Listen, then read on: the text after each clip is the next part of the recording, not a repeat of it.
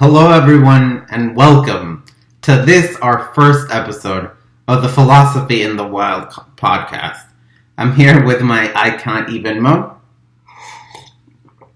And the basic idea of this podcast is to bring philosophy closer to everyday matters than to real life by explaining and applying a philosophical concept or a philosophical issue or lesson to something in the wild, as it were. Something that you might encounter in the world, even if you're not doing philosophy, or rather, while not doing philosophy, but rather doing something else. And in this first episode, I want to explore and apply, indeed, the concept of organic unities, which is a concept that is very near and dear to my heart, and that I'm very excited to discuss. And the basic idea there, an organic unity is a whole whose value is not equal to the value of the sum of its parts. So what does that mean? Let's unpack that. It essentially means that within the value of that whole, there's something over and above or something beyond what's going on with the value of the parts. Be it, we can think about it in different ways. The extra value can lie, so to speak, in the interrelations between the parts, or we can also think of it as the value of the parts itself changing when they form part of a certain whole. And there's essentially two kinds of main organic unities, namely those whose value is greater than that of the sum of its parts, and those whose value is lesser than that of the sum of its parts. The first kind are called synergistic organic unities, or we can call them that. And the latter are antagonistic organic unities. If you've ever heard of synergy, as you've probably heard, precisely what's going on in synergy is this kind of combining things in a way that leads to synergistic organic unities, and that leads to the resulting wholes being greater in value than merely adding up the parts. Organic unities, to be totally fair, have been debated at times in the philosophical community, and some people are of the view that they do not really exist, that at the end of the day, everything that has to do with value or with a normative more general is totally additive. We can just sum it all up together. I don't think it's a plausible view. I'm not going to here argue for it, but I think it's important to know that it's out there. To me, what's most exciting about organic unities, there's plenty of exciting things about it, but part of what's most exciting is, I think, just how real they are and how many there are and how important they are for life once we start actually looking at them in the world. And the example that I want to focus on for us to really get a grip is food. Food, and in particular, cooked dishes. You can also use baking examples, but anything in which you combine ingredients through some effort and ways of shaping them and often heating them, and you get a resulting dish that is something that looks quite different from anything that just the ingredients just piled up together might give you. And I think what's most real for me, perhaps, or the examples that are most real for me about both synergistic and antagonistic organic unities are really good and really bad dishes. Whenever you get a really good dish, everything comes together in a wonderful way where each ingredient has its own contribution to make, but all of it harmonizes totally well so as to give you a delicious bite, good set of flavors and textures, as well as hopefully a nutritious contribution to your physical, biological being. And in this way, rather than having, for example, a bunch of powders and different spices together, just added together with some water and some proteins and some vegetables, by making the right kind of sauce, by incorporating all those spices together with the different ingredients, the aromatics, the herbs, and the protein, you can come to get something that really is a wonderful, wonderful thing to have in this world, and then can form the centerpiece, not just of a wonderful meal, but also a wonderful experience with people that you love around you. Similarly, if you've ever planned an event or cooked a meal for a bunch of different people, and the dish maybe didn't quite turn out, well, there we have a clear example, especially if you really messed it up, of an antagonistic organic unity. The salt, the spices, the protein, all the ingredients, the vegetables that you use to make it, maybe would have been better off just left by themselves, and then you just eat them by themselves here and there, rather than putting them together into something that's so bad. Here I'm assuming that it's so bad that you can't really eat it, perhaps because it really is that salty, or perhaps because one of the ingredients sort of ruined everything else, went bad and you didn't realize, and so everything else is actually unedible.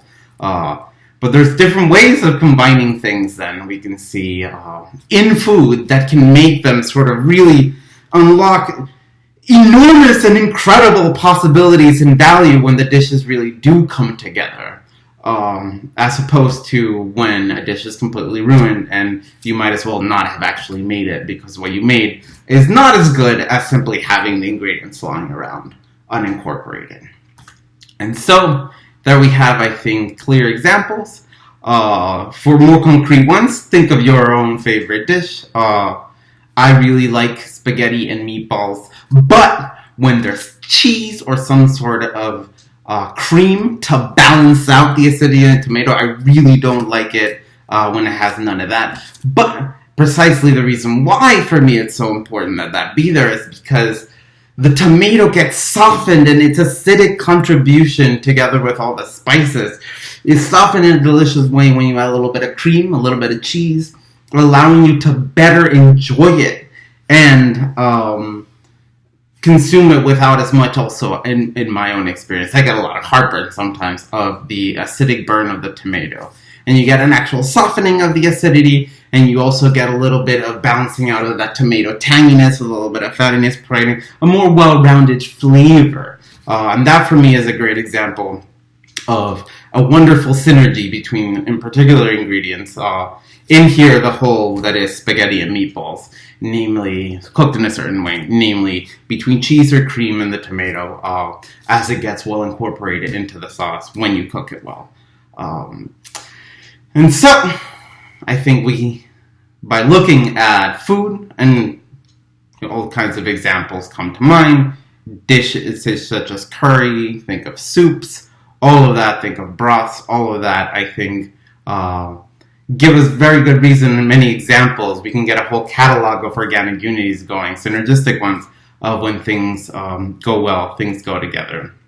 And I think it's important to keep in mind, because it makes these examples make very real and very vivid, I think, the phenomenon of organic unities.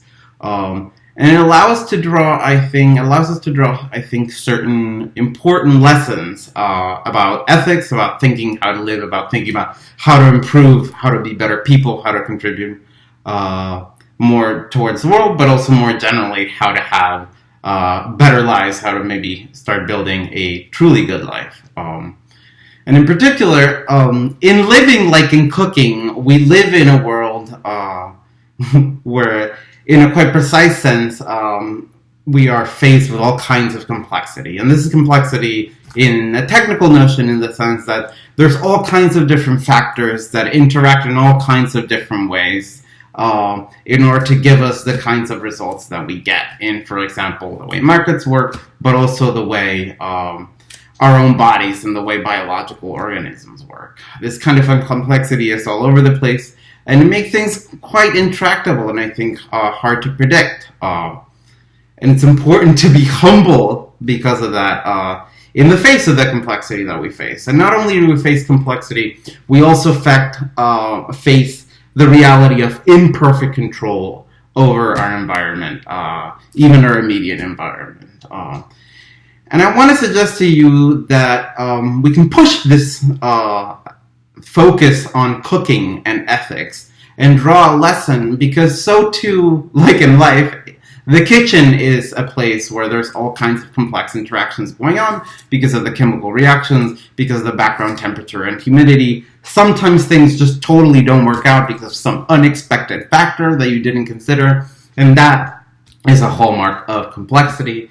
So when we cook, we have, once again, like in living, an imperfect control over a complex environment where there's all kinds of things going on. Now, that doesn't mean that we're hopeless. That doesn't mean that, okay, we throw up our hands in the air and say nothing's going to work because things are complex. The answer, I think, the way forward is rather, okay, we need to go and start piecing apart and piecing together to the extent that we can. What are the things that work? What are the things that don't? When they do work, to what extent do they work? And how do they work?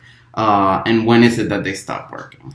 And in order to do that, then, we need to adopt really an experimental mentality where we try out, essentially, different ways of combining things, different organic unities. And we actually pay attention to see how they work out, how they affect the greater whole that is our lives, how they affect the greater whole that is the world.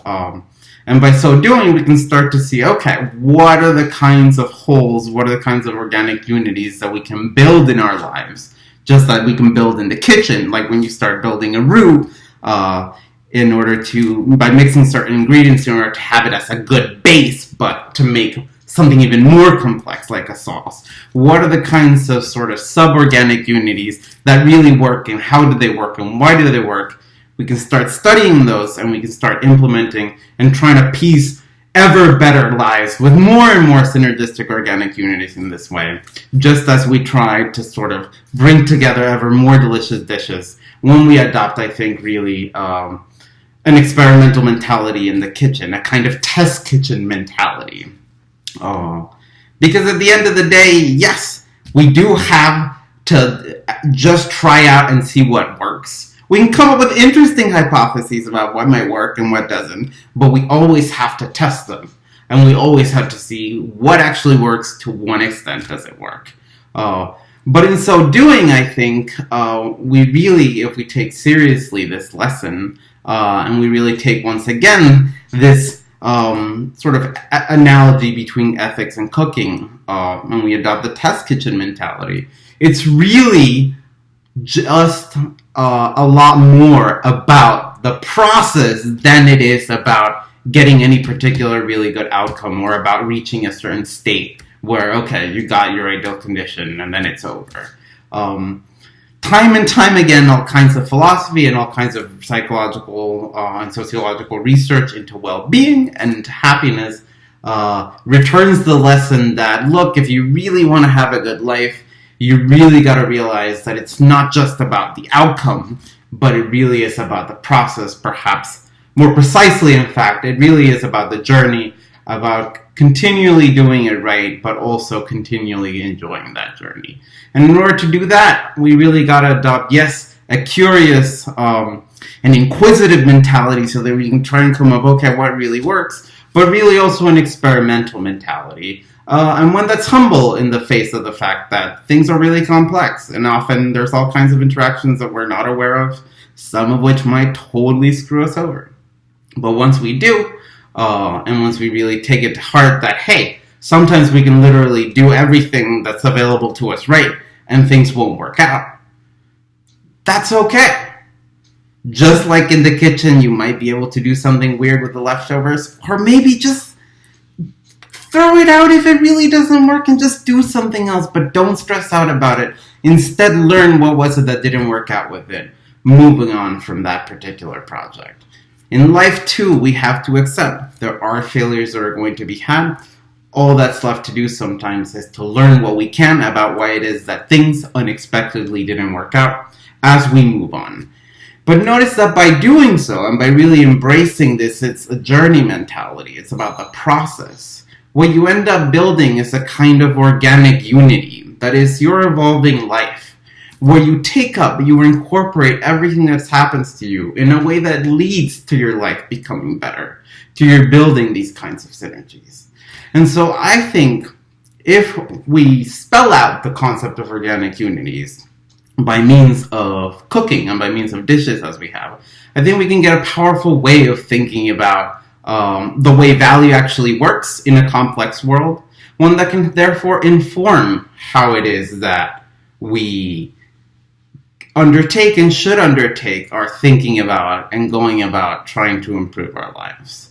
And so with this in mind, I want to suggest to you that the philosophical concept of organic unities, once we spell out as the way as I have suggested, sort of leads us to a certain philosophical lesson, one that isn't totally original at all, but rather one that is confirmed, as I have suggested, by a lot of other work.